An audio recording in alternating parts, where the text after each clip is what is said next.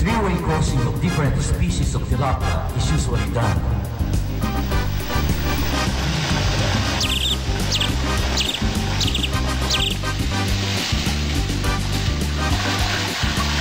The species that are most commonly reared in aquaculture are in genus Oreochromis.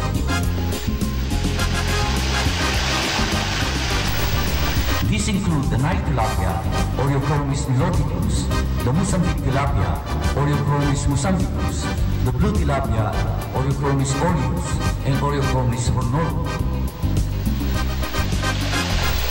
The main objective of broodstock development is to tailor fit it to the condition of the existing water of the farm, temperature, environmental and nutritional requirements to achieve the maximum growth rate from fry to status size the shortest time possible.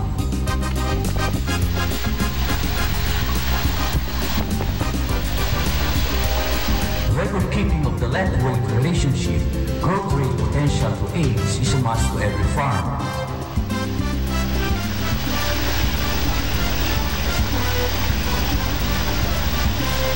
By religiously monitoring and recording this important data will be your barometer in the eggs production during spawning.